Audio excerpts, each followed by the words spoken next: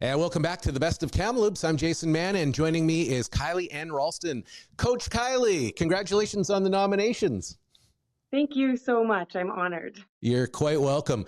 Tell us what you do and who do you work with? What kind of people do you help? I am Kylie Ann Ralston, the intimacy activist, and I connect humans with menopause to create harmony in the workplace. So who I mostly work with is progressive companies that are looking to become menopause aware, educated, inclusive, and compliant. Okay. So, what are the steps to becoming aware and compliant and all the things that you do? How do we learn about this? This is a really great question, and it depends on what the values of the company are as to how we deliver those mechanisms.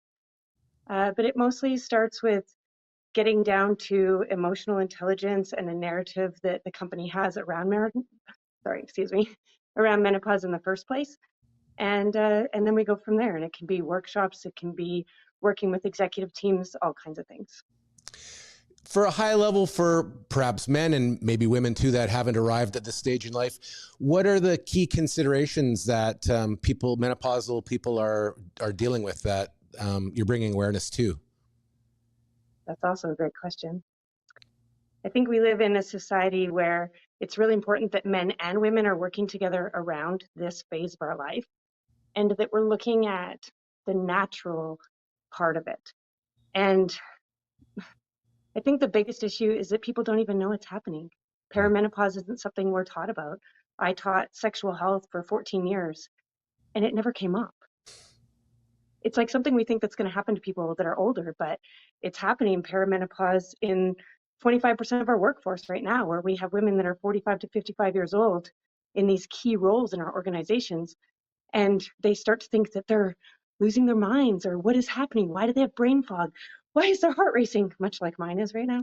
Um, and just having the awareness and the conversations around it, and getting rid of the stigma and the taboo. I think those are the key things that we're dealing with right now.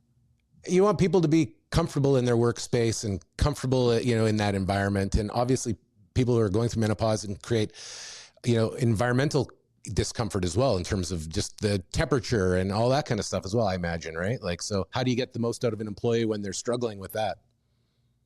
I love that question, and I love that your mind can actually even go to how do we accommodate people with menopause. But I think the very first step before you can even get to that is the psychological safety in the workplace.